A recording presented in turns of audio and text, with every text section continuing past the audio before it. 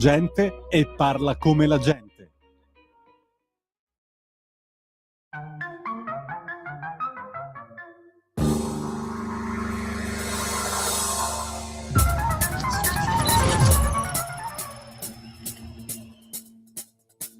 Va ora in onda Zoom, il drive time in mezzo ai fatti con Antonino Danna.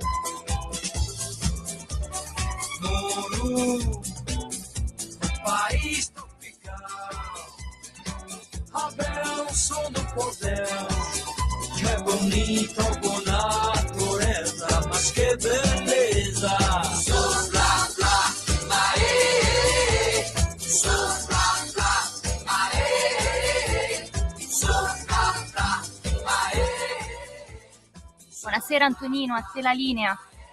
Oh, grazie Natalenia! Queste erano i Two Man Sound Disco Samba del 1979. Questa sera Radio Libertage, a più piccola radio di tutto il Brasile, ma grande di tutto il mondo. E questa sera João Nenau Dana, microfono con voi, scusate.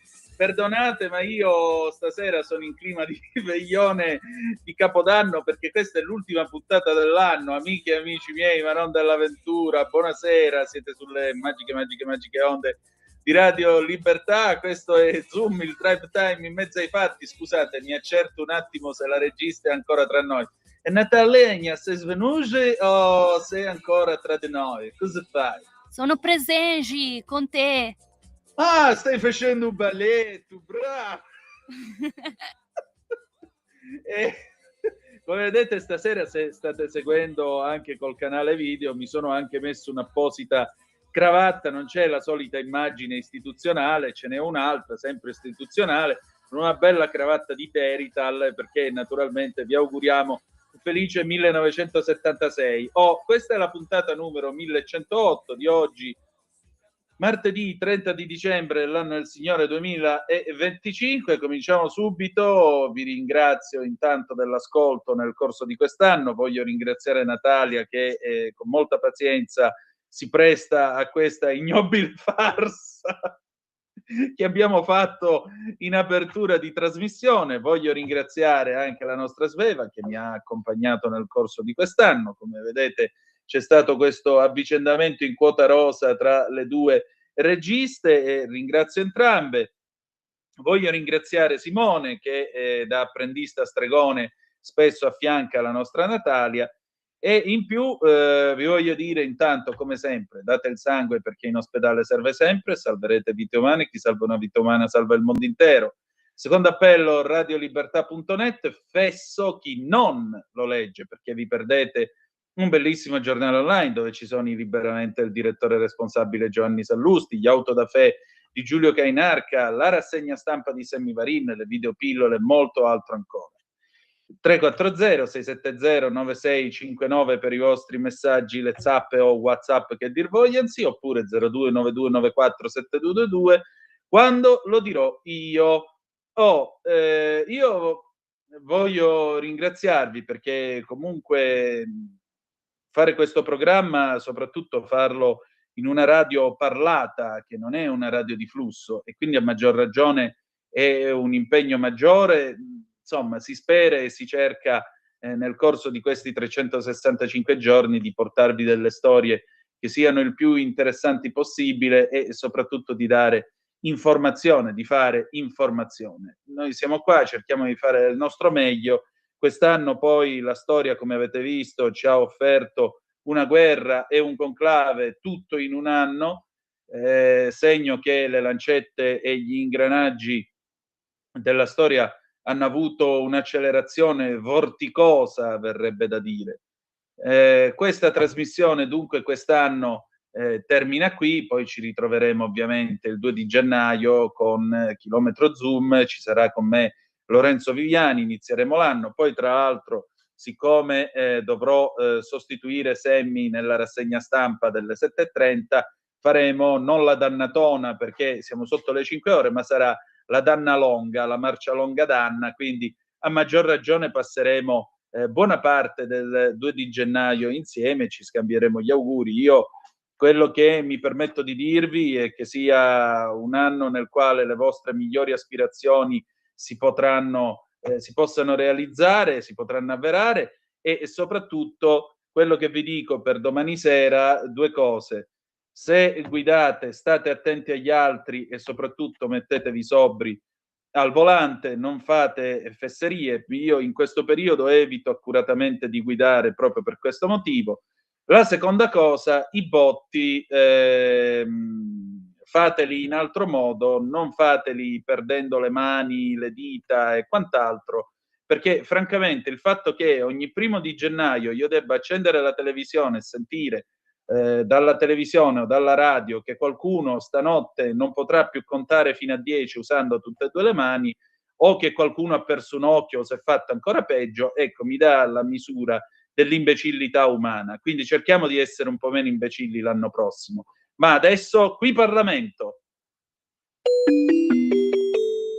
Qui Parlamento. E io voglio salutare e dare il bentornato a Laura Cavandoli, che peraltro, come sapete, fa parte, insomma, anche lei della crew dei conduttori di Zoom, visto che periodicamente interviene anche lei raccontandoci con la sua rubrica il retroscena della politica. Laura, buonasera e bentornata.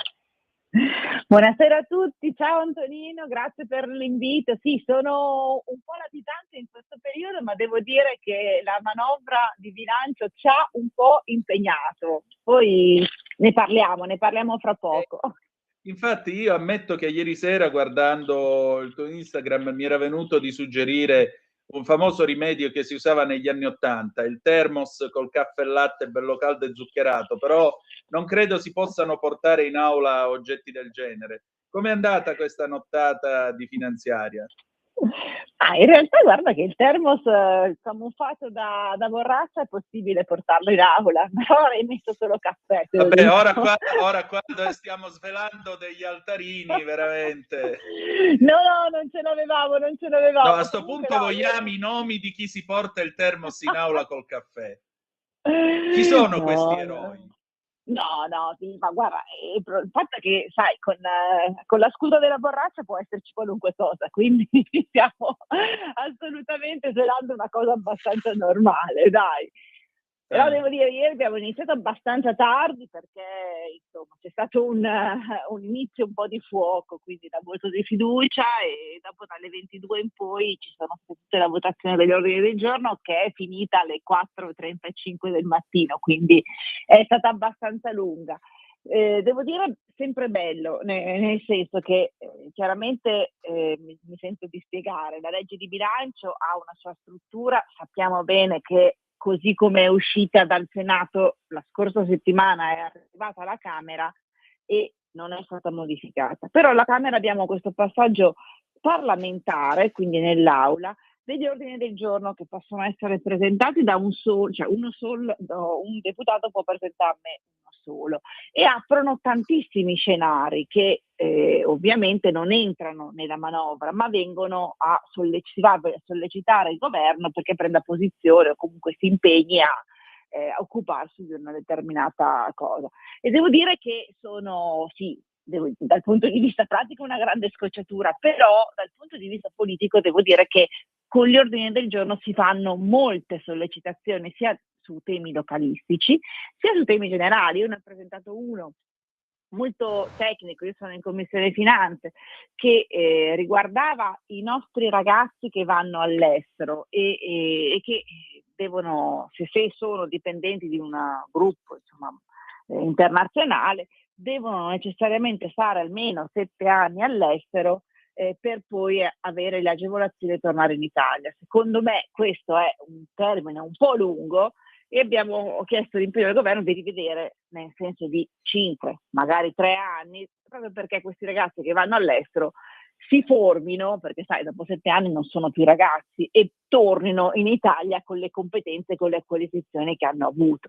Si è parlato di tante cose, per esempio i 5 Stelle ci hanno propinato tutta la loro retorica sulle droghe leggere, sul gioco legale, su quello che deve essere l'accompagnamento psicologico, sulla loro teoria insomma contro le armi. Ecco, devo dire, criticati anche all'interno della stessa sinistra, e questo credo che abbia dato un segnale molto forte di come la sinistra non vada d'accordo su temi soprattutto ideologici e anzi riesca a battibeccare in aula nonostante insomma le tematiche erano le più ampie possibili. Ma questa manovra in realtà, quindi entra un po' nel vivo, ci porta tante norme che insomma vanno a dare un senso molto importante a quello che è, mi piace dire, il prestigio e l'immagine del nostro paese all'interno del nostro paese, ma anche all'estero, perché il ministro Giorgetti è riuscito in quel non mi piace dire miracolo, però in quell'incantesimo, in quella magia di tenere in piedi i nostri conti correnti, bilanciarli con quello che è il grande debito pubblico che si è, devo dire, che si è incrementato tantissimo con in primis col super bonus, ma insomma anche nei tempi della pandemia. E quindi siamo riusciti con questa manovra a uscire dal procedimento di infrazione per eccessivo debito dell'Unione Europea con un anno d'anticipo e dovremmo rientrare, quindi l'idea del ministro è stata proprio quella di rientrare nei parametri europei del patto di stabilità anche qua con un anno d'anticipo.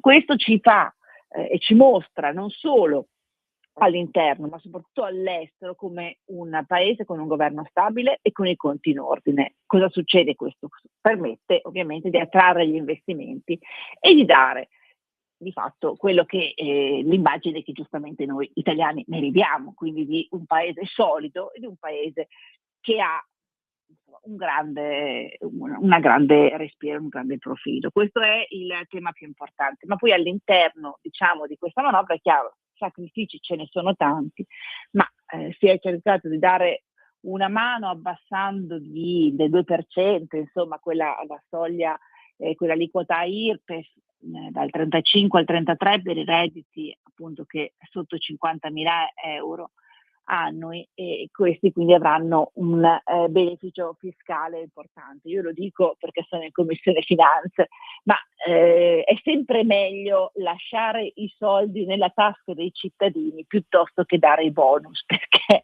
il problema dei bonus è sempre quello di un'eccessiva burocrazia e comunque di costi per ottenere i bonus che poi vanno, diciamo, persi da chi magari poi riesce comunque a raggiungerlo.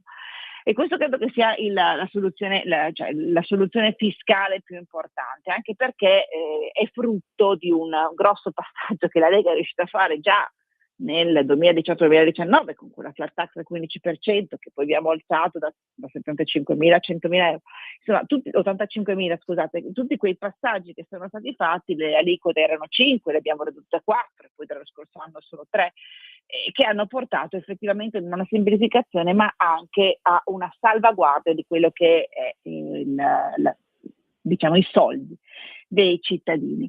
Ancora si è aperta questa rottamazione, molto attesa, molto voluta, e devo dire che segue un percorso importante voluto dalla Lega, perché proprio ieri sono usciti i dati dell'emersione dell'evasione fiscale e grazie a tutte quelle attività che la Lega ha fatto per cercare di riaprire la rottamazione quater, insomma abbiamo un più 10%, in realtà più 9,6 di recupero dell'evasione fiscale rispetto all'anno precedente. Questo significa chiaramente soldi insperati che entrano nel circolo dello Stato, che possono essere impegnati, e in questa direzione va proprio la nostra manovra. Importantissimo, devo dire, questa è la parte appunto che riguarda la pace fiscale. Abbiamo detto che ci sono tutti i carichi affidati all'agente di riscossione che vanno fino al dicembre 2023 e che possono essere pagati in 9 anni in 54 rate bimestrali uguali. Questa pace fiscale può essere anche applicata per quello che riguarda gli enti locali, e ovviamente ci sarà, lo dico per esperienza, da parte degli enti locali di sinistra, un'avversione totale, però credo che in questo modo gli enti locali vadano a pulire quello che sono i loro carichi fiscali, pulire un po' i loro bilanci, premiando anche effettivamente chi questi soldi comunque non li porterà mai più a casa, perché diciamolo, dopo tanti anni i soldi di persone che sono poi scomparse dal territorio nazionale soprattutto non li vedremo più.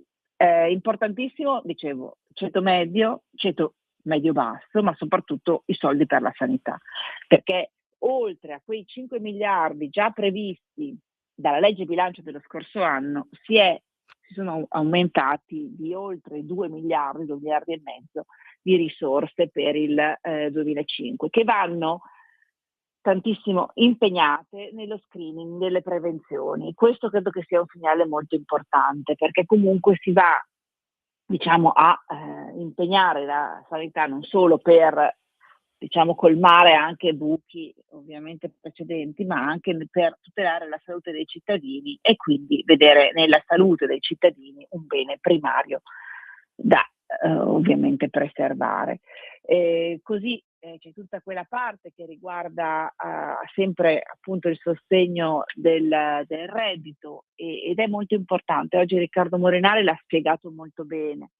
Abbiamo previsto per il 2025, ma in realtà anche per il 2024, una flat tax del 5% sugli aumenti salariali.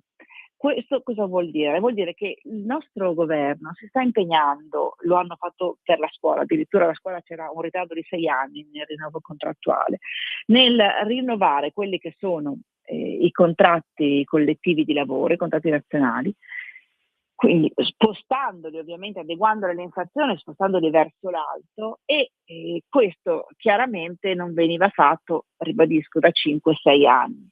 Questo significa, questa flat tax del 5% significa che quei soldi che in più percepiranno i lavoratori non saranno tassati in base alla loro aliquota, ma pagheranno solo il 5%. Questo significa più soldi nelle tasche dei lavoratori. Questo credo sia importantissimo. Oggi Riccardo ha fatto un esempio molto bello.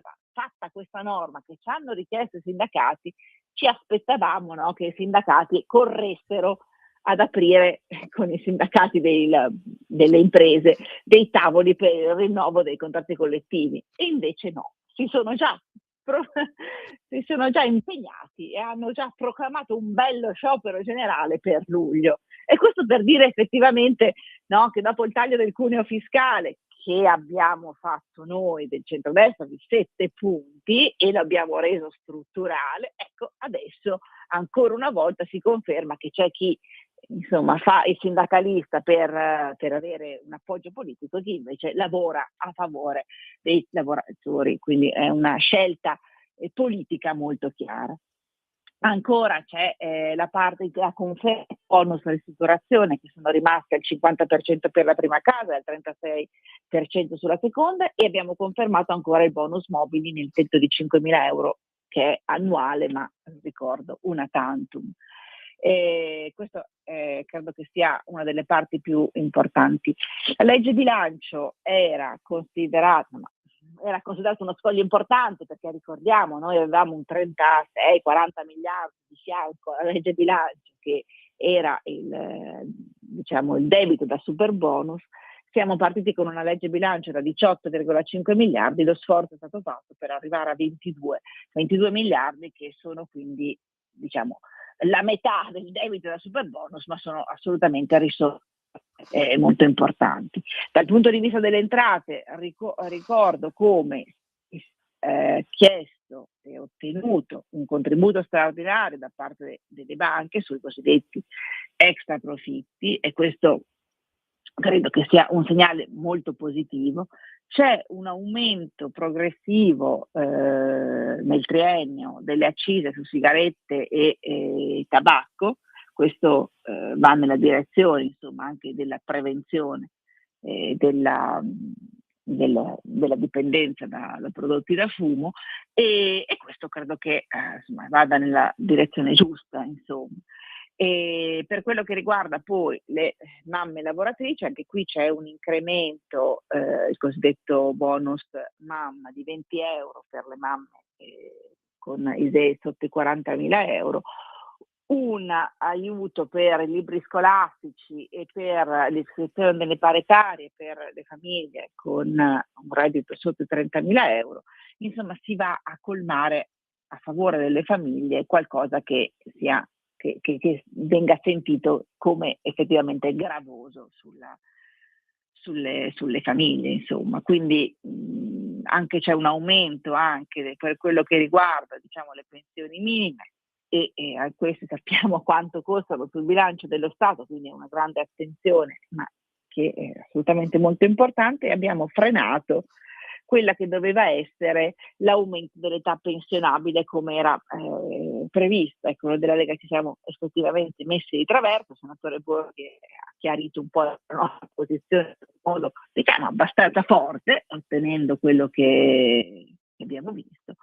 E poi altro tema importante per la Lega, la sicurezza. Certo, non stiamo parlando di grossi numeri, però riusciamo a coprire il turnover generazionale sia per i vigili del fuoco che per le forze dell'ordine, con l'impegno, e le risorse ci sono, per nuove assunzioni nell'ambito della polizia penitenziaria. Quindi tante cose, tante macro aree, ma anche tanta attenzione per quelli che sono i nostri temi: famiglia, imprese, cittadini. Imprese, ho dimenticato di dirla, c'è tutta questa parte sull'innovazione, il cosiddetto Fondo Transizione 5.0, che impegna 3 miliardi e mezzo di risorse che vanno però erogate poi con l'ammortamento, il superammortamento, quindi risorse che vengono poi utilizzate come crediti d'imposta negli anni a venire. Molto richiesto dalle aziende questa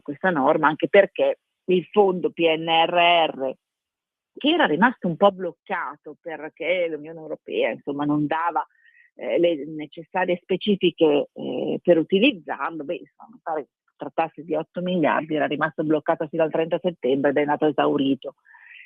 I primi di dicembre era già esaurito, quindi le richieste ci sono e chiaramente ci sono anche già i progetti fatti. È per questo che si vuole dare una continuità anche alle aziende per questo investimento, che va nella direzione auspicata, perché con l'innovazione si è al passo con i tempi, col futuro, e d'altra parte si va a risparmiare su alcuni processi produttivi e magari anche su alcuni processi produttivi che sono particolarmente usuranti per i lavoratori. Molto bene, allora Laura, intanto grazie. Buona fine, buon principio, e che cosa ci possiamo augurare per questo 2026? L'anno è assolutamente, dopo questa legge bilancio, parte con io lo chiamo sospiro di sollievo che ho visto fare al ministro Giorgetti dopo l'approvazione, devo dire, perché comunque era presente sia ieri che tutta stamattina, abbiamo finito alle 13 stamattina, perché diciamo che il discorso dell'infrazione, della procedura di infrazione europea e dei parametri del nuovo patto di stabilità preoccupavano tutti, che comunque la bella figura va fatta. E questo sicuramente è un dato positivo. Noi come Lega andiamo avanti sempre con le nostre battaglie che vanno a favore dei cittadini, quindi chiederemo ancora una volta più sicurezza. Ieri una battaglia che una stampa l'ha riportata, l'abbiamo avuta perché abbiamo visioni diverse, quello che riguarda per esempio l'esercito nelle città, l'operazione Strade Sicure, voluta dal ministro Maroni ormai una quindicina d'anni fa, quasi 20 forse, e effettivamente insomma confermata con ottimi successi. Ecco, invece abbiamo trovato, diciamo, un accordo, non abbiamo trovato un accordo per prorogare questa operazione, quindi anche su questo insisteremo. La sicurezza è importantissima. Noi poi abbiamo tutte quelle tematiche che riguardano la cittadinanza, perché noi continuiamo a volere che la cittadinanza italiana sia una dote non gratuita, ma sia un raggiungimento che sia importante da raggiungere, che sia voluta e che sia meritata. E poi tutta quella parte relativa alle nostre aziende. Abbiamo un Green Deal che ci ha distrutto, alcune delle nostre aziende insomma non sono più ahimè competitive per raggiungere un'indipendenza energetica che non ha più ragion d'essere, anche perché chiaramente l'inquinamento che troviamo nei paesi extraeuropei per produrre elementi o porzioni di materiale che dobbiamo poi importare va comunque a fermarsi sull'atmosfera mondiale. Quindi insomma le battaglie ci sono sempre, e noi della Lega, grazie anche ovviamente seguendo il ministro Salvini, andremo nella direzione che i nostri elettori e che i nostri cittadini ci chiedono. E allora, tanti cari auguri e al piacere di ritrovarci nel nuovo anno. Grazie Antonino, buona fine anno e auguri per un sereno anno nuovo anche a te e a tutti gli ascoltatori. Ci sentiamo l'anno prossimo. Certo, con molto gusto. Esatto. Grazie. Auguri. Buonasera a tutti, grazie. Di nuovo, pausa e poi pubblicità e Clash, Rock the Casbah 1982, tra poco. Qui Parlamento. Lo amiamo perché ci offre sempre le cose più buone e naturali. Linea Alberto Acerbis. Problemi respiratori, tosse, raffreddore, tosse secca, tosse grassa. Abbiamo il prodotto che ti può aiutare. Bronco Free, la soluzione bevibile alla bava di lumaca, timo, verbena, altea, papavero e marrubio. Un insieme di erbe e di prodotti che aiutano a sciogliere il catarro e a favorirne l'espettorazione in maniera naturale. La tosse è un meccanismo espulsivo naturale che il nostro organismo mette in atto quando all'interno delle nostre vie respiratorie entrano virus, entrano batteri, entrano sostanze che il nostro organismo ritiene dannose. Come fare per calmare la tosse? Bisogna sciogliere il catarro e favorirne l'espettorazione attraverso un mucolitico naturale. La bava di lumaca, infatti, attraverso gli enzimi litici in essa contenuti, aiuta a sciogliere appunto il catarro e aiuta la sua espulsione. Abbiamo un'offerta straordinaria per voi stamattina. Se dite ascolto Radio Libertà e chiamate lo 030 68 40 408, 3 flaconi di Bronco Free a 59 euro, e se dite ascolto Radio Libertà voi non pagate le spese di trasporto e in più avete uno splendido omaggio. Chiamate adesso 030 68 40 408.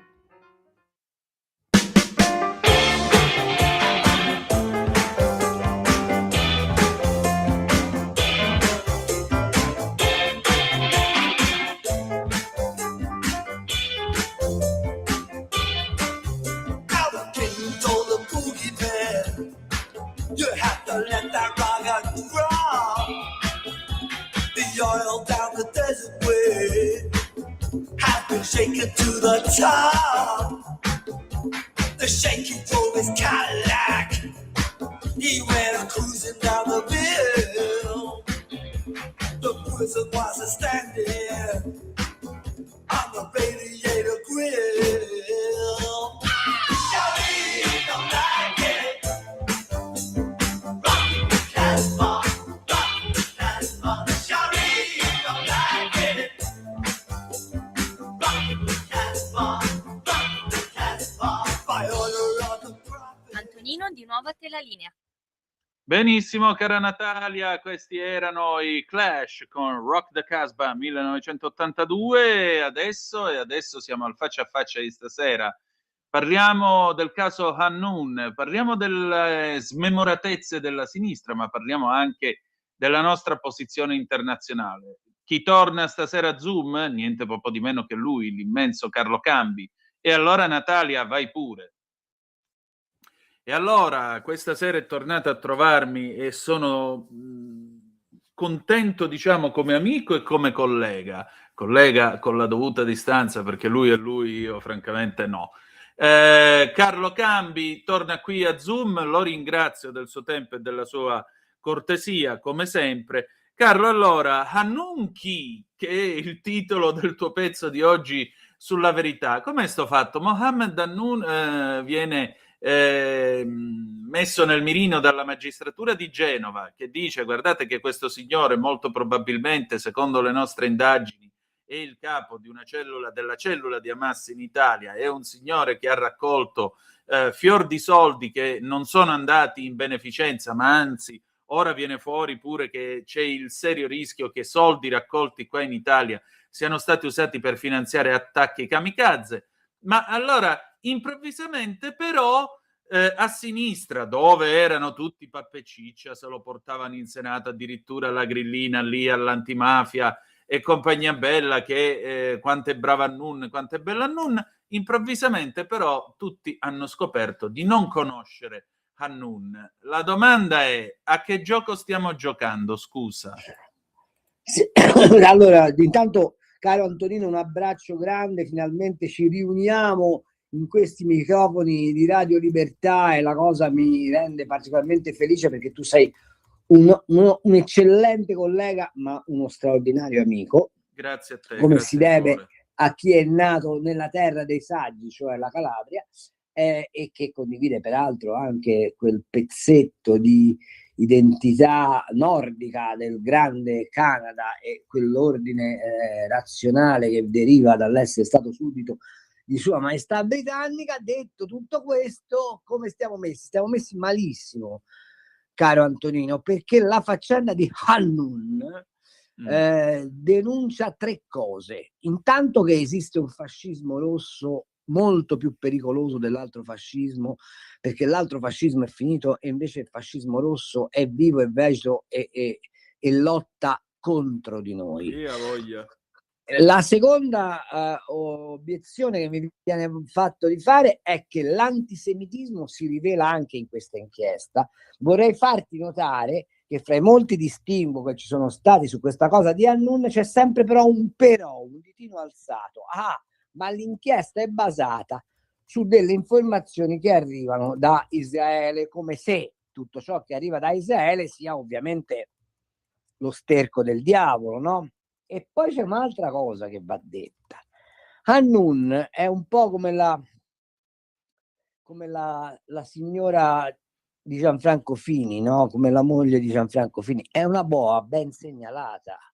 Cioè lo sanno tutti da 20 anni a questa parte chi è Hannun, che cosa fa, qual è la sua vita, come ha condotto la sua esistenza. Hannun è uno che ha detto il 7 ottobre è un atto eroico di resistenza. Allora la domanda è: tu non hai bisogno di aspettare l'inchiesta, la magistratura per dire che con Hannun non vuoi avere niente a che fare, perché puoi essere quanto vuoi impietosito dai Gazawi, puoi essere quanto vuoi contro Bibi Netanyahu, ma uno che ti dice che il 7 ottobre è un atto di resistenza e non un orribile attentato contro civili inermi in nome di un antisemitismo che è il pronunciamento del diavolo, non lo devi manco sfiorare, non ci devi parlare, non lo devi salutare.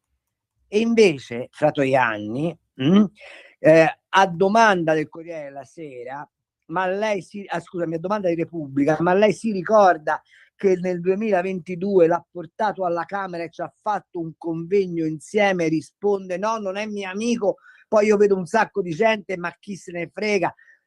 Oggi Manconi su Repubblica scrive una roba allucinante, bisogna che la stampa stia attenta a maneggiare Hannun, e poi fa un altro parallelo, dice: ve lo ricordate Salvini che stringeva le mani ai tifosi della curva del Milan che però erano camorristi? Ma che c'entra? Un conto è stringere la mano a un tifoso che non sai chi sia, di cui non conosci nulla, e un conto è invitare un attivista di Hamas che fra l'altro ha compiuto il più, stando all'inchiesta, il più orribile dei ricatti, quello di utilizzare la beneficenza per pagare le armi ai terroristi, che è ben segnalato. Ma stiamo impazzendo.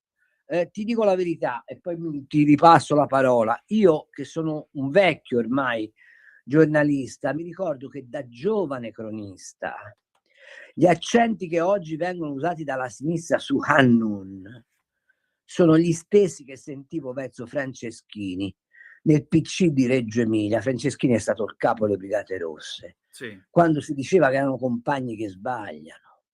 C'è stata tutta un'area che era fatta dal potere operaio, da terza posizione, da lotta continua, dai marxisti-leninisti in Italia, all'esordio degli anni di piombo, che era di grande solidarietà verso i compagni che venivano arrestati e di grande affermazione della necessità della rivoluzione, che era comunque buona a prescindere. Ecco, sono le stesse cose che sento dire dai Propal.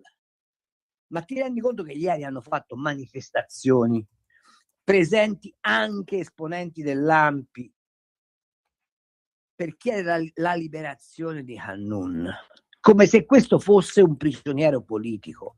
È esattamente lo stesso schema mentale degli anni di piombo. Ecco, e qui a questo punto però, caro Carlo, la cosa si complica, perché un conto era questo occhieggiare, o passami il termine, fare l'amore con tutto quel mondo che veniva chiamato degli extraparlamentari, che era poi il brodo di coltura della come si chiama, delle Brigate Rosse, di tutto quel mondo diciamo così clandestino, che però comunque era un mondo che aveva una sfumatura politica. Ora qui il discorso è che intanto si occhieggia da Hamas, che dicono i magistrati di Genova, quindi non lo sto dicendo io o tu o un passante, lo sta dicendo gente che è qualificata a dirlo. Hamas è un movimento terroristico, quindi finanziarlo è reato, tanto per cominciare. Ma detto Guarda, ciò, l'ha detto anche l'ONU. Ecco, quindi questo tanto per chiarire un pochettino le idee a chi ci ascolta. Non sono partigiani, sono fottuti terroristi e tagliagole, e su questo non c'è dubbio. Però fare l'amore con gente contigua a questi qui, o Hannun che dice io sono un simpatizzante di Hamas, che è come se io dicessi io mi chiamo Antonino Danna e sono un simpatizzante dell''ndrangheta calabrese. Non so, secondo te che cosa succederebbe se io in diretta alla radio dicessi questa cosa? Per giunta dai microfoni di Radio Libertà, dice uno dei giornalisti, è andato in onda e ha detto io mi chiamo Antonino Danna e sono un simpatizzante dell''ndrangheta. A me piace molto l''ndrangheta. Ecco, quello ha potuto dire io sono simpatizzante di Hamas e non è successo niente. Però il problema è che fare l'amore con personaggi così non è più solo una questione politica, ma di religione che si fa politica e diventa esplosiva. Hanno inventato un reato apposta. per beccare quelli che dicessero cose come la tua, ma anche per beccare quelli che non l'hanno detta ma farebbe comodo che la dicessero. Si chiama concorso esterno in un'associazione mafiosa, per il quale in questo paese rischi 15 anni. Ok? Esatto. Ecco, quindi se tu dici sono simpatizzante dell''ndrangheta e lo dici in pubblico, o lo dici anche in una cena privata, ma c'è qualcuno che può testimoniare che l'hai detto, vai direttamente davanti alla corte d'assise e ti becchi 15 anni. Questo è quello che succede. Ecco. Ok? Posso dare un dato agli amici di Radio Libertà? Sì. Sapete quanto è stato destinato alla Palestina Vai. tra il 94 e il 2020? Quant'era? 30 miliardi, no? 40 miliardi di oi. dollari. Ok? Sì. Più o meno in euro siamo lì, sì. L'UE nell'ultimo anno ha inviato 1,1 miliardi di euro di aiuti finanziari. Un Gazawi ha ricevuto $980 a cranio. Sapete quanto è stato dato a un profugo del Sud Sudan? Quanto? $80. Ah, 80. Una domanda, con $980 a Gaza che ci fai? In mezzo a quella miseria più nera? Ci fai Capitan Ababo, questa è la domanda. Allora, è possibile che nessuno si chieda come l'Unione Europea, che tra l'altro è il maggior finanziatore della comunità palestinese, butta quei soldi e nessuno si domanda che fine hanno fatto i 41 miliardi di dollari di aiuti? Allora, cioè, lo capisci che c'è qualcosa che non torna nel modo di ragionare questa gente. Ma ci hanno fatto i tunnel, ma se lo dice che sei servo dei sionisti. Appunto, ieri la flottiglia ha emanato un comunicato in cui dice non si arresta la solidarietà, non si mette in galera la solidarietà. Ma quale solidarietà? Che le barche erano di Hamas quasi tutte. Appunto, ma di che cosa stiamo parlando? Il fundraising per la flottiglia è fatto dai qatarioti che hanno ospitato fino all'altro giorno il quartier generale di Hamas. Ma cioè, io non lo so, a me pare di vivere in un mondo di gente inconsapevole o di, a questo punto, complici, fiancheggiatori. La sindaca di Genova, la Salis, ha detto: io non ho partecipato al comizio di Hanun, ma rivendico la bontà delle scelte dell'amministrazione di Genova di sostegno alla resistenza palestinese. Ma quale resistenza? Cioè, ma qual è la resistenza a che? A chi? Cioè, va detto e va ricordato che Israele, grazie a mi verrà in mente, insomma, che Israele dal 2005 si è ritirata grazie a Sharon, il tanto odiato Sharon. Nel 2005 si è ritirata da Gaza. Esatto. Quindi Hamas da 20 anni, molto fra virgolette, governa Gaza e ha ricevuto, come abbiamo detto, 40 miliardi fino al 2020, che se ci metti anche gli ultimi diventano 50 miliardi. E la popolazione palestinese di questi 50 miliardi quale beneficio ha avuto? Niente. Però nella Costituzione di Gaza rimane scritto che lo scopo ultimo è l'annientamento dello Stato di Israele. Mi pare giusto, no? Che fai? Dei professionisti del genere li lasci in mezzo alla strada? No. Allora la domanda è: ma se vai in piazza perché chiedi il rilascio dell'imam di Torino, Shaheen, che dichiara in pubblico odio all'Occidente, se ti mobiliti per Hanun dicendo che è un resistente e una persona di specchiata onestà che raccoglieva i soldi per aiutare i bambini palestinesi che la stessa Hamas ha usato come scudi umani, perché se fai i depositi di armi sotto le scuole e i tunnel sotto gli ospedali, tanta voglia di voler bene al tuo popolo non mi pare che tu ce l'abbia. Già. Di fronte a tutto questo, la sinistra non trova di meglio che minacciare quell'aereo e dire io non c'ero e se c'ero dormivo. Citando poi, come ha fatto Lepore, il sindaco di Bologna, che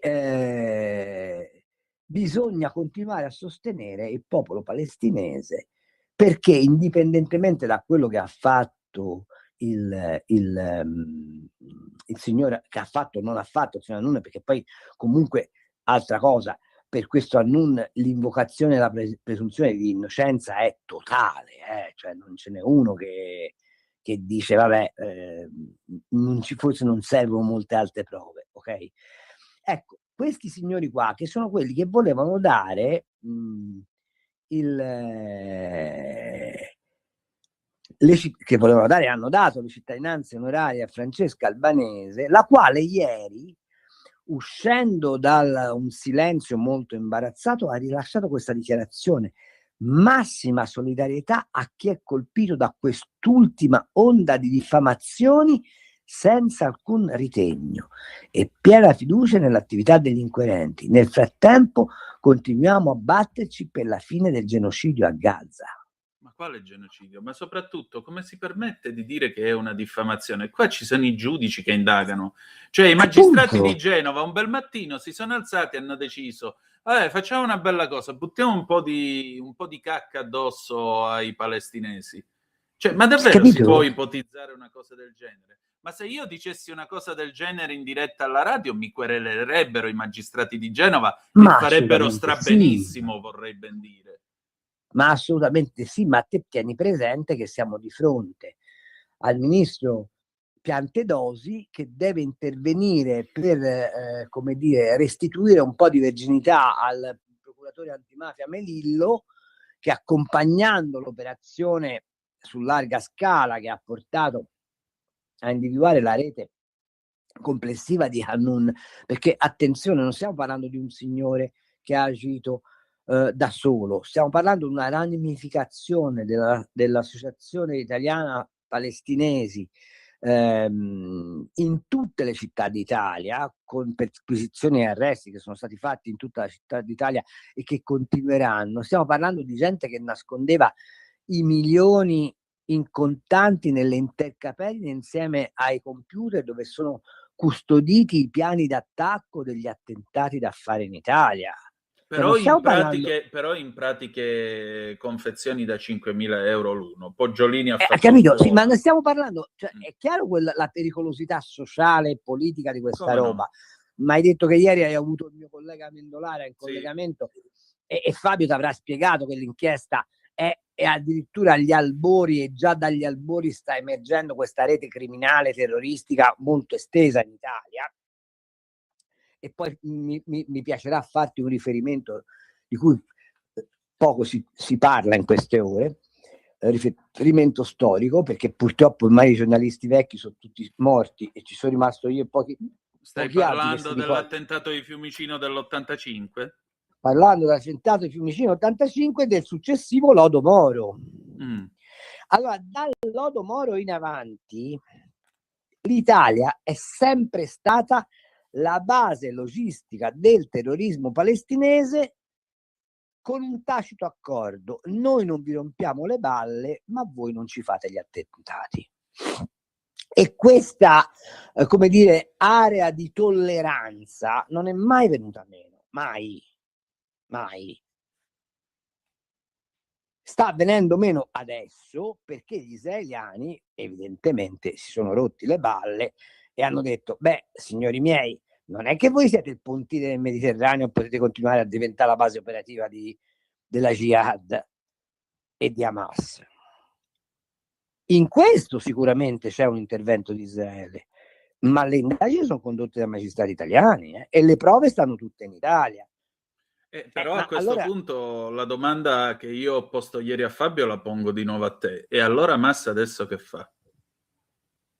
Hamas adesso secondo me fa la cosa che ha fatto ultimamente: si è ritirata dalla Palestina ai vertici, stanno comodamente seduti nei bar di Istanbul, stanno comodamente seduti nei covi in Iran e preparano un'offensiva su larga scala in Occidente, perché hanno anche un'opportunità. Il clima politico nei confronti di Donald Trump è un clima politico non favorevole in Europa per il presidente americano. Loro sono convinti di poter scardinare gli accordi di Abramo, gli accordi di pace o comunque di tregua momentanea che stanno adesso stabilizzando quell'area, e vedrai che faranno delle azioni e degli attentati in giro per l'Occidente in modo da cambiare il connotato di questa trattativa. Io di questo ne sono convinto. Mi auguro, voglio sperare che non lo facciano anche in Italia, cosa che non hanno più fatto da Fiumicino in avanti per questo famoso lodo Moro, ma che probabilmente invece stavolta non ci risparmia.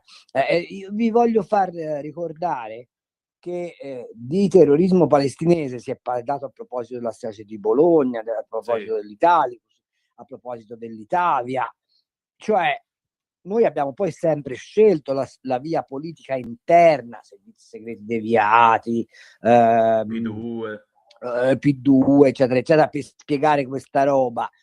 Ma insomma, diciamoci la verità, le piste alternative che portavano verso il terrorismo palestinese non sono mica mai state esplorate fino in fondo. E però, se Moro è arrivato, come è acclarato, come è sicuro, a fare un accordo con Yasser Arafat a quel tempo per evitare guai all'Italia, probabilmente prima c'erano state delle azioni che avevano convinto che c'era la possibilità che l'Italia fosse un bersaglio, no?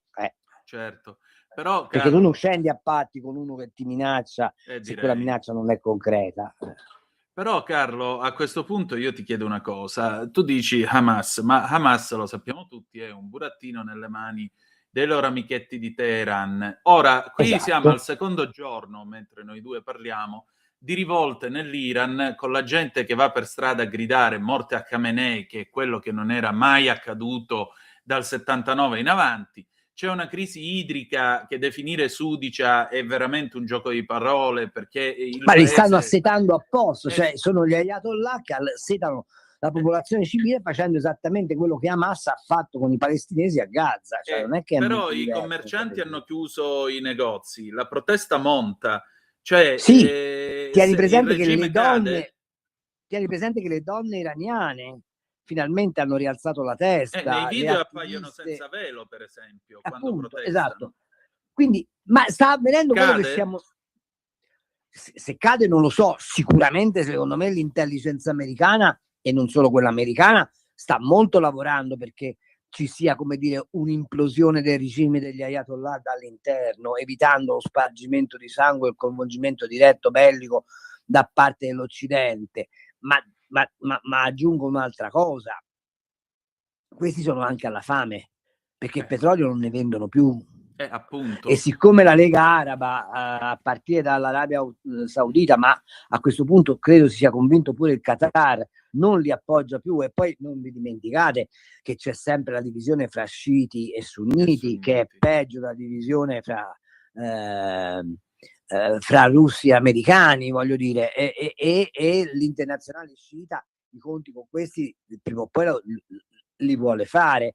E allora secondo me la speranza che a Teheran succeda qualcosa di clamoroso c'è, e la dobbiamo coltivare. D'altra parte è anche l'unica speranza che abbiamo per pacificare il Medio Oriente, tenendo presente che la Siria, anche se è guidata da un ex sanguinario, comunque è un'area adesso un pochino più tranquilla, tenendo presente che il Libano è allo stremo e che quindi c'è bisogno di un intervento di ricostruzione anche del Libano, tenendo presente che la Giordania da sempre non presta più il fianco a nessun tipo di solidarietà musulmana, tenendo presente, ripeto, che l'Arabia, sicuramente gli Emirati, sicuramente Doha, stanno facendo pressioni su Doha perché assuma una posizione, diciamo, di conciliazione con l'Occidente. Questo è sicuramente vero, però prima di arrivare a Red Razzion, ragazzi, c'è da aver paura, perché questi sono anche capaci,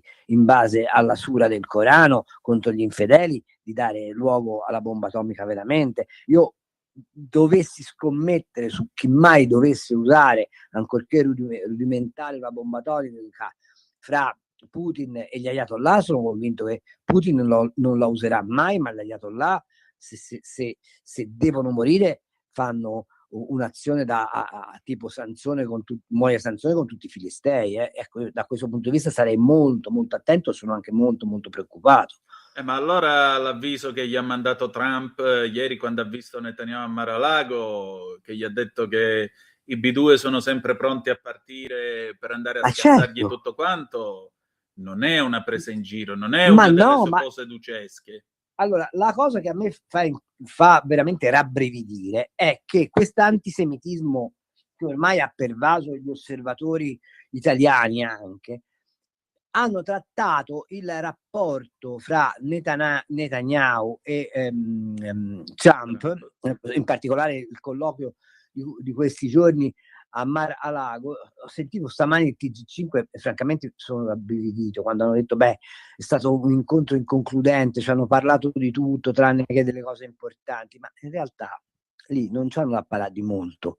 Trump deve essere sicuro che nel momento in cui serve Israele si mette in prima linea per fare secchi gli ayatollah. Questa è la cosa che vuole portare a casa Trump, non è che vuole portare a casa qualcosa d'altro, perché sanno tutti, Lega Araba compresa, che se non fanno fuori il regime di Teheran, loro un futuro di prosperità non ce lo possono avere. Tieni presente che pure la Cina si sta tenendo molto lontana da quel teatro. È vero, per ora stanno tenendo la bocca chiusa. Stanno molto lontani da quel teatro perché un interesse ce l'hanno, che è Taiwan. quello di mantenere il presidio a Mosca, perché Mosca oggi gli sta assicurando il gas che serve alla Cina per continuare a produrre, e d'altra parte a Putin, per Putin è indispensabile la fornitura ai cinesi, ma stanno attentissimi, ivi compresi i russi stessi, a mettere le mani in quella roba là, perché sono stati, secondo me, ampiamente avvertiti dall'America e anche da Israele. Guardate che se questi alzano la testa, noi andiamo lì e stavolta il serpente lo tagliamo. Sì, è quello che penso anch'io. E quindi le sommosse di questi giorni a Teheran, e non soltanto nella capitale, ma diciamo in tutto il paese, sono l'alternativa all'intervento armato. Sì. Quindi ce la devono fare da soli gli iraniani, in sostanza. Ma non sta, sì, ce la devono fare, o meglio, devono mettere in condizione gli americani e gli alleati degli americani, sempre che l'Unione Europea abbia un minimo di dignità e non continui a rompere le scatole dicendo che a Gaza l'Occidente ha perso la faccia, a fare poi un'operazione di polizia. Cioè, partiamoci chiaro, se scattasse una repressione durissima nei confronti della popolazione civile da parte degli ayatollah, a quel punto tu sei legittimato ad intervenire dicendo io intervengo a difesa di un popolo, non intervengo per rovesciare un regime. È un'ingerenza umanitaria, diceva. È un'ingerenza umanitaria come quelle che avevi fatto in Afghanistan, hai tentato in Afghanistan, ancorché in maniera, come dire, di tutto immonda, come hai provato a fare in Pakistan in altre occasioni, come sta provando lui a fare in Nigeria, parliamoci chiaro. Cioè, c'è un'altra cosa che è stata sottovalutata in questo scenario complessivo, è che Trump sta lavorando su vari scenari perché ha bisogno di guadagnarsi la leadership occidentale disimpegnandosi direttamente dai teatri di guerra, e quindi lui assume questa, come posso dire, funzione di sentinella del valore occidentale laddove c'è bisogno, ed è chiaro che se questa cosa si appalesasse nelle forme in cui stiamo dicendo tu ed io a Teheran, avrebbe tutto l'agio per dire faccio un blitz come sta facendo in Nigeria perché proteggo la popolazione civile, poi me ne vado, poi non sto lì a presidiare, poi lì a presidiare tocca a qualcun altro, che è il discorso che sta facendo sull'Ucraina. Cioè io vi sistemo la partita, però poi voi europei fatevene carico, ok? Ecco, appunto, a proposito di dignità e di perdere la faccia, e con questo ci avviamo alla conclusione della nostra discussione. Ma questa Europa nel 2026 continuerà a fare schifo ed essere quell'anguilla che è, o proverà a darsi un minimo di spina dorsale? No, continuerà a fare schifo, e anzi ti dico una cosa che è passata sott'occhi. Fra l'altro stamani l'ha scritta Fubini sul Corriere della Sera, ovviamente col suo angolo di visuale che sono gli occhi foderati di prosciutto europeo, ma l'Europa dal 1° gennaio fa peggio di Trump. Cioè? E mette i dazi sulle materie prime impattanti, quindi cemento, metalli, eccetera, eccetera, che tu che se li vuoi importare bisogna che siano carbon free, perché se no non li puoi importare, e mette i dazi. Un'altra cosa che nessuno ha scritto è che la signora von der Leyen ha appena varato un dazio del 60 e passa per cento sul parquet, sul legname che arriva dalla Cina. Però allora il discorso è: perché quando li mette, premesso che io da liberale odio qualsiasi dazio, ma perché quando li mette Trump per difendere l'impresa americana è un porco maiale, e quando li mette la signora von der Leyen con la scusa di difendere l'ambiente, ma in realtà con l'unica volontà di agevolare i tedeschi, va tutto bene? È questa doppiezza dell'Europa che la rende infida, invisa e irrilevante. E non credo ci sia molto altro da aggiungere a questo, perché è proprio la dimostrazione del fatto che non c'è una spina dorsale, soprattutto non c'è una direzione europea. È inutile parlare di Europa. La domanda è: ma tu affideresti il destino della rappresentanza internazionale ad una signorina come la signora Kaja Kallas, che rappresenta un paese che è grande come una borgata della romana di Roma, o Ma come neanche metà per di idea. Milano? Ma neanche per idea. Ecco, noi abbiamo affidato la rappresentanza dell'Europa ad una che vive in un paese che ha 1.200.000 abitanti e che sullo scacchiere internazionale conta meno di zero. Ecco, evviva. Allora dice: sai, ho fatto alto rappresentante della politica estera europea un tedesco, un italiano, un francese. Beh, a maggior ragione un francese che c'ha pure la bomba atomica. Beh, sai, forse quando parla per conto dell'Unione Europea, ma anche per conto del proprio paese, un piccolo peso specifico ce l'ha. Ma tu ti lascio con questa notazione: tu pensa che noi siamo in mano della Callas e di quell'altra sciamallata della von Truppen, stiamo baloccandoci, e c'è la premier giapponese che è in carica da 8 settimane, 9 settimane, più o meno, Sanae Takaichi, sì. che ha già, la Takaichi, che ha già fatto del Giappone la terza potenza mondiale dal punto di vista della capacità militare. Ma guarda un po'. Allora, perché sa perfettamente che le manovre della Cina intorno a Taiwan per lei sono una minaccia vera, no come la fandonia che Putin è pronto a invaderci. Ma questa ha preso i giapponesi e gli ha parlato chiaro e gli ha detto: ragazzi, ve la ricordate Okinawa? Ecco, ci siamo. Ma ha fatto un'altra cosa: ha detto alla Banca Centrale del Giappone non alzare i tassi, e ha detto alle imprese giapponesi: faremo di tutto per farvi tornare protagonisti assoluti. E il Giappone già sta crescendo.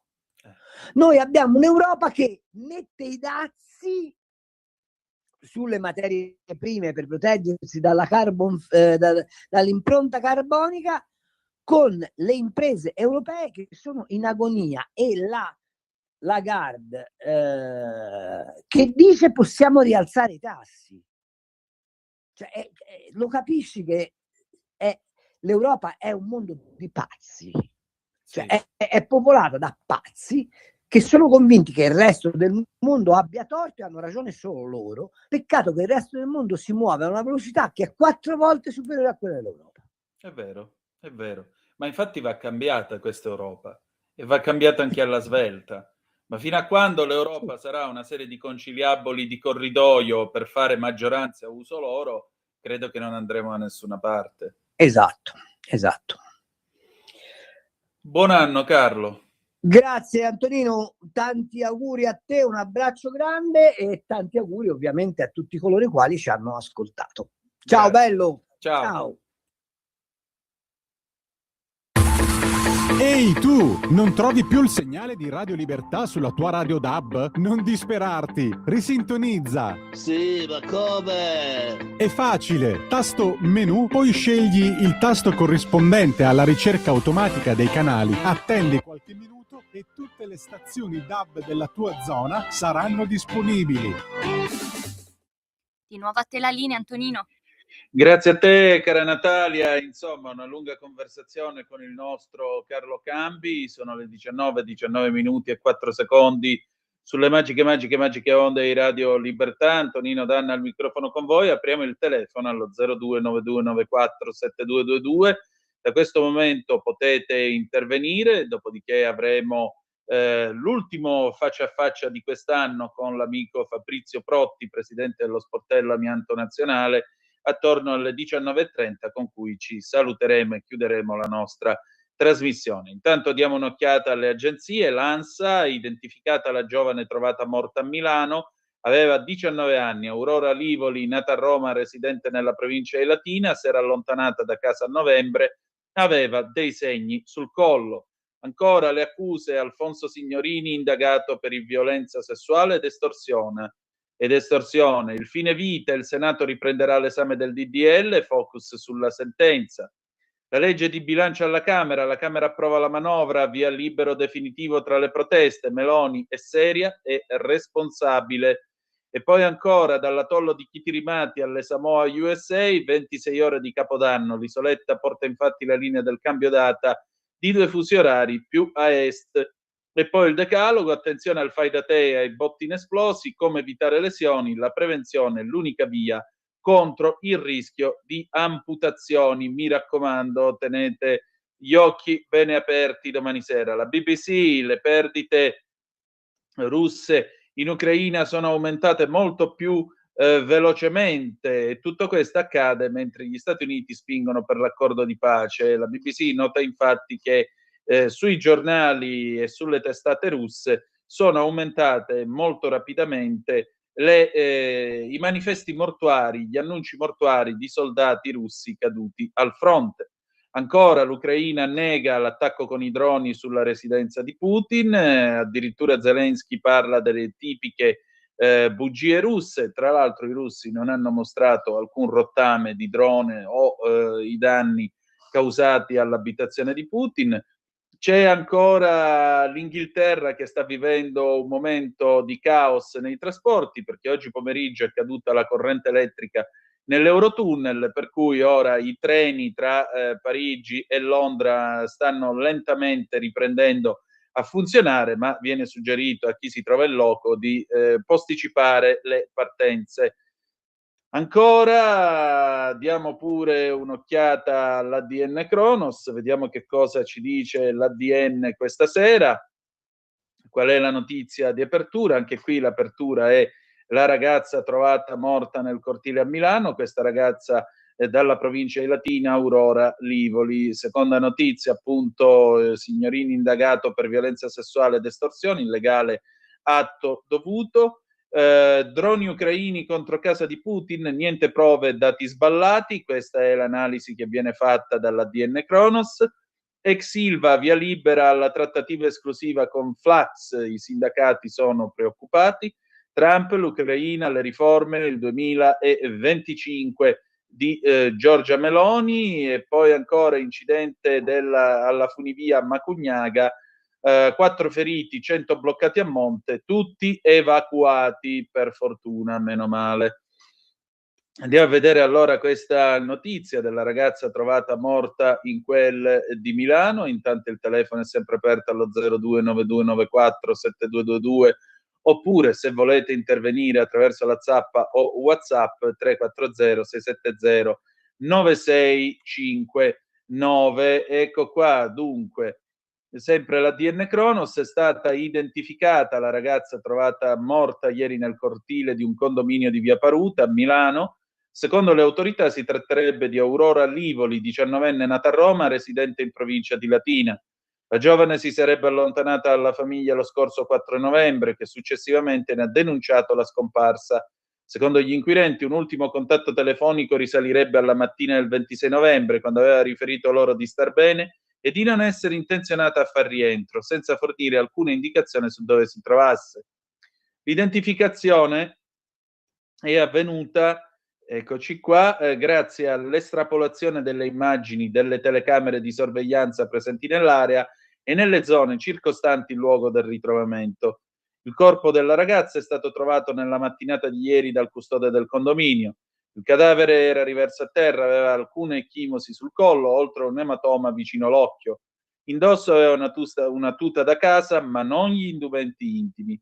L'autorità giudiziaria intanto ha disposto l'autopsia per risalire alla causa del decesso, ma la data in cui l'esame verrà effettivamente eseguita non è stata ancora resa nota. Così l'ADN Cronos. Vediamo un po' altre news, ovviamente, che arrivano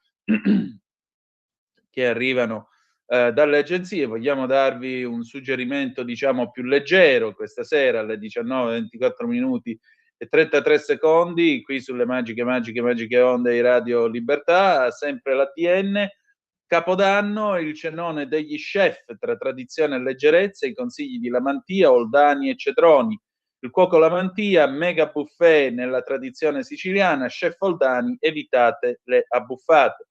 Tra fritture, timballi, buccellato, il cenone di Capodanno si fa con la tradizione a tavola. La mia proposta a Capodanno, come anche a Natale, rispecchia al 100% la cucina della casa. Per me vale la tradizione siciliana e quindi quei piatti che mi ricordano l'infanzia. Tutto parte da lì, come anche l'amore per la tavola imbandita e la convivialità.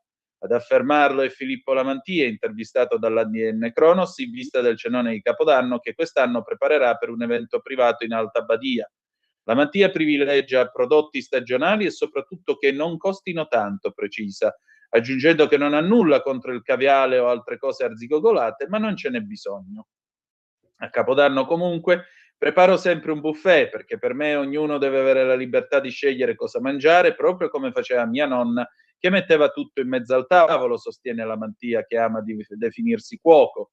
Venendo al menù, tiene a precisare: da noi a Palermo vincono in assoluto le fritture, dai cardi alle arancine, dalle panelle alle crocchette. Poi prepara alcuni piatti iconici, come il timballo di anelletti al forno, che è un totem. Anche la pasta col broccolo in tegame è un altro piatto iconico, e la caponata invernale coi carciofi. Inoltre, Lamantia mette al centro della tavola una bella ruota di pesce spada panata e arrostita. E per finire, come dolce, non può mancare il buccellato, rimarca, il dolce simbolo delle feste natalizie, un involucro di pasta frolla ripieno di pezzi di cioccolato, noci, datteri, fichi, che si mischia con la conserva vegetale insieme alla cannella e al chiodo di garofano, tutto al forno. Lamantia, palermitano d'occhio, vive a Milano ma ha sempre la Sicilia nel cuore. A gennaio inizierà una nuova avventura, un grosso progetto a San Vito Lo Capo, annuncia con entusiasmo, per una struttura 5 stelle lusso. Sempre dall'ADN, l'intervista stavolta è allo chef stellato Davide Oldani, che dice: un cenone di Capodanno con un menù armonioso, non abbondante, con una selezione di ingredienti dei territori. In particolare, per prima cosa, direi di scegliere prodotti di qualità italiani, visto che siamo anche patrimonio dell'UNESCO e anche perché, essendo già buoni, magari permettono di cucinare meno. Sicuramente eviterei le abbuffate. Siccome è tradizione mangiare cotechino con le lenticchie dopo mezzanotte, Oldani suggerisce di mettere pochi carboidrati, nessun salume, nessun legume prima. Farei molta attenzione coi quantitativi, tutto un po' all'insegna della moderazione, non bisogna eccedere nel cibo. Senza entrare nel merito di un menù specifico per la notte di San Silvestro, Oldani ci tiene a dare alcune indicazioni su come dovrebbe essere il cotechino. Io sono per un cotechino dove c'è una parte più abbondante di cotenna piuttosto che di carne, perché lo rende molto tenero, quasi cremoso, spiega. E poi farei un azzardo, ovvero farei una mostarda di mela profumata con 3 spezie, un po' di zafferano, un po' di cannella, una stella d'anice e l'abbinerei al cotechino mantovano del milanese, assieme a un cucchiaio di lenticchie, conclude lo chef, che ha i suoi ristoranti Do e Olmo a Cornaredo, in provincia di Milano. Infine lo chef Cedroni, Moreno Cedroni, che sentito dall'ADN Kronos, dice: per l'antipasto direi crostacei, in particolare pannocchie, e poi un crudo. Il mio pesce preferito è la ricciola. Per primo un risotto con Franciacorta e prosecco, magari con tartufo bianco grattugiato e burro salato. Per secondo ancora pesce, un rombo al sale. Le lenticchie naturalmente non possono mancare, qualche fettina di cotechino.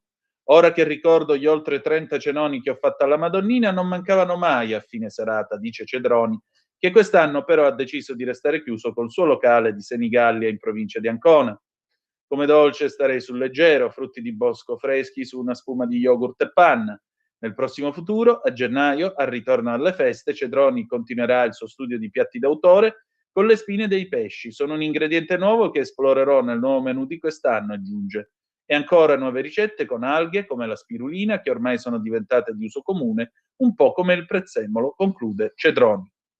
Bene, io mi fermo qui, adesso noi faremo un breve jingle e poi andrà in onda il faccia a faccia con l'amico Fabrizio Protti, presidente dello Sportello Amianto Nazionale. Vedremo un po' a che punto è la situazione e chiuderemo, speriamo, con un augurio di speranza sulla gestione di questo prodotto che ha dimostrato di essere un killer molto pericoloso e molto silenzioso. Per questa maggior ragione se ne deve parlare. Poi ci saluteremo con The Choral Scholars of University College Dublin, Old Lang Syne, o se preferite il Valzer delle Candele, anno 2020. Che dire di più? Che io vi ringrazio, domani non saremo in onda, la radio chiuderà la trasmissione alle 13. Quello che vi posso augurare, pace, salute e soprattutto che si possano avverare tutti i vostri sogni migliori. Io vi ringrazio per avermi accompagnato fin qui e spero di essere stato anch'io un buon compagno di viaggio. Noi ci ritroviamo venerdì 2 di gennaio 2026 alle ore 7:30 del mattino per la rassegna stampa in sostituzione di Semivarin. Grazie ancora per essere stati con noi in questo 2025 e appuntamento a risentirci nel 2026. E ricordate che malgrado tutto, the best is yet to come, il meglio deve ancora venire. Vi ha parlato Antonino Danna. Buon anno. In quanti ti promettono trasparenza, ma alla fine ti ritrovi sempre con la bocca chiusa e non puoi dire quello che pensi? Radio Libertà non ha filtri né censure. Ascolta la gente e parla come la gente. E allora, questa sera, a conclusione di questo ciclo di trasmissioni del 2025, io ho il piacere di ritrovare il presidente dello Sportello Amianto Nazionale, Fabrizio Protti, e lo voglio ringraziare perché con noi lui fa il punto su un killer silenzioso che molto spesso viene dimenticato, ma siccome non parlare dei mostri li ingrassa, a maggior ragione in questa trasmissione ci siamo presi il vizio di parlarne a tutti i costi. Il presidente Protti è reduce dalla ricostituzione del tavolo interistituzionale amianto e il trasferimento della sua guida al Ministero dell'Ambiente e della Sicurezza Energetica, e ci faremo spiegare tra poco di che cosa si tratta. È reduce anche dall'Asbestos International Forum 2025, nel corso del quale è stato dato questo annuncio.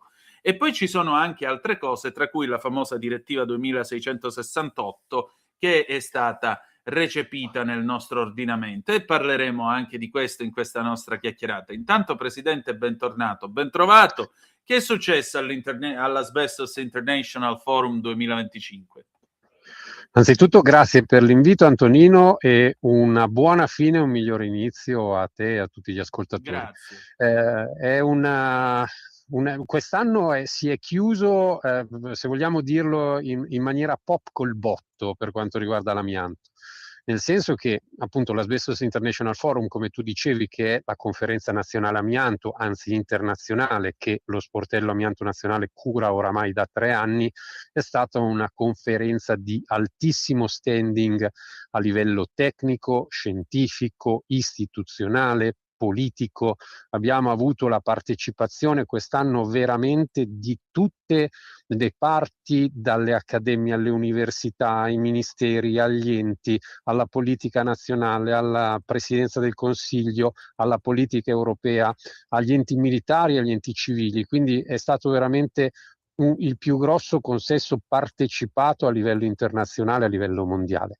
E questo probabilmente è stata anche l'adeguata cornice, come dicevi tu, proprio per il fatto che tramite l'onorevole Maria Teresa Bellucci, vice ministro del lavoro, che parlava per nome e conto del Presidente del Consiglio, onorevole Giorgia Meloni, è stato annunciato la reistituzione del tavolo interistituzionale amianto, che appunto, come facevi ben notare, dopo 33-34 anni dalla messa al bando, cambia il driver, cioè cambia chi guiderà appunto le future strategie per arrivare a una corretta gestione del rischio e via via l'eliminazione dell'amianto in Italia, e passa dal Ministero della Salute, dove era prima, al Ministero dell'Ambiente. Conseguenza anche logica, se vogliamo, perché di fatto, come ho già detto in altre occasioni anche con te, la 200 del 92, che è appunto una legge che ha più di 30 anni, era ben strutturata, cioè dava i primi capitoli a favore di previdenza, prevenzione, statistica e ristori per chi si era ammalato e per chi si sarebbe ammalato nel futuro tra lavoratori e familiari. Ma nella seconda parte diceva che noi ci dovevamo occupare di bonificare l'Italia dall'amianto, e probabilmente oggi siamo nella condizione di farlo con un pochino più di competenza, perché finalmente dopo 30 anni magari ci siamo resi conto che lasciare il volante in mano al Ministero che si occupa di ambiente e territorio e non a chi si occupa di salute potrebbe portare in quella direzione. Ecco, però non è per fare polemica, per carità, ma mi sembra pleonastico e oltre che lampante che la questione amianto sia affidata al Ministero dell'Ambiente. Ci sono voluti 34 anni. Sì, perché qui è Io stato facevo un la dibattito. prima media. È stato un dibattito filosofico e anch'io, ahimè, eravamo tutti e due giovani. E qual è il concetto? Ma che ancora oggi, attenzione, aleggia nei corridoi. E l'amianto è un problema di salute, perché la gente muore per malattie asbesto correlate. Sì, certo. E quindi è come se per 34 anni, e ripeto ancora oggi, dopo che la Presidenza del Consiglio ha annunciato il cambio del tavolo, esista ancora uno status quo che dice: ma noi siamo quelli che ci occupiamo di salute pubblica e quindi dobbiamo comandare noi. Ma al di là, come dire, dei fortini di palazzo, diciamo così, e qui parliamo di fortini funzionariali, non parliamo di fortini politici, è evidente che, come dici tu, è la direzione in cui noi abbiamo spinto, cioè è vero, di amianto si muore, ma oggi non si muore più per problemi di salute pubblica legati al lavoro nelle fabbriche dell'amianto, cioè di coloro che producevano come l'Eternit o la Fibronit. Oggi si muore per esposizioni ambientali e per altri tipi di esposizioni che appunto riguardano soltanto la bonifica dei territori. Quindi forse togliersi il cappello del comandante e darlo a chi sa gestire le bonifiche è un momento forse un po' pleonastico, ma finalmente arrivato. Ecco, meglio tardi che mai, allora, mettiamola così. Ecco appunto, con il tavolo, che cosa si farà sostanzialmente? Cosa farà lo sportello? Che ruolo giocherà? Allora, il ruolo dello sportello non è noto, non si sa e non è detto che sia coinvolto. Io per il momento sono felice, come dire, che non io, come dire, che sono comunque presuntuoso, ma la Presidenza del Consiglio mi abbia intestato la vittoria, cioè il Vice Ministro Bellucci, parlando per nome dell'onorevole Meloni, ha detto che il merito della ricostituzione di questo tavolo è riconducibile a due persone fisiche. Una è l'onorevole Vagnagava, Vice Ministro dell'Ambiente, e l'altro sono io, che abbiamo lavorato tutto quest'anno per cercare di arrivare al decreto di costituzione che è arrivato appunto il 18 di dicembre, quindi qualche giorno fa. Quindi lo sportello amianto per il momento si accontenta di quello. Il tavolo vede istituzionalmente attorno i ministeri di riferimento, che sono appunto l'ambiente come guida, la salute che resterà al suo fianco, il lavoro, l'economia e finanza, gli affari regionali e la giustizia. Quindi questi sono i ministeri di riferimento. Dopodiché, sempre al tavolo c'è l'Unione delle Regioni e delle Province Autonome e l'ANCI. Questi sono gli enti dello Stato. È evidente che poi questo tavolo dovrà stabilire comitati, partecipanti, strutture, sottostrutture. Ricordiamoci che appunto la Conferenza delle Regioni è testimonianza del fatto che questa complessità si articolerà per il titolo quinto su tutte le regioni italiane, quindi in tutto questo articolare saranno necessarie figure di sintesi e noi ci auguriamo, perché è venuto fuori anche dagli atti della Conferenza Nazionale National Forum, che sono in pubblicazione proprio oggi, e sono 550 pagine, quindi non è uscita poca roba, che lo sportello amianto nazionale sembra essere punto di sintesi che sappia raccordare e far comunicare tutte le istituzioni. Oltre a questo, tra l'altro, significa anche riprendere un cammino e in particolare su questo cammino si è innestata la direttiva 2668. Che cosa prevede questa direttiva?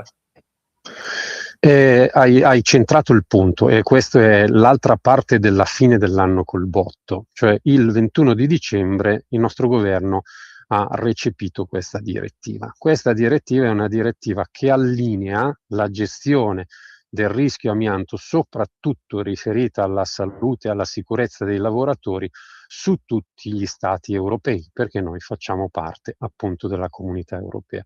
Questa direttiva abbassa radicalmente le soglie di esposizione durante il lavoro, classifica delle nuove categorie di lavoratori esposti e porta dei crismi importanti riferiti alla gestione della formazione, alla gestione del controllo durante le attività lavorative, alla gestione della prevenzione primaria anche integrata nell'utilizzo dei dispositivi di protezione individuale e di tutto quello che concerne appunto la salute e la sicurezza prima di tutto nei luoghi di lavoro.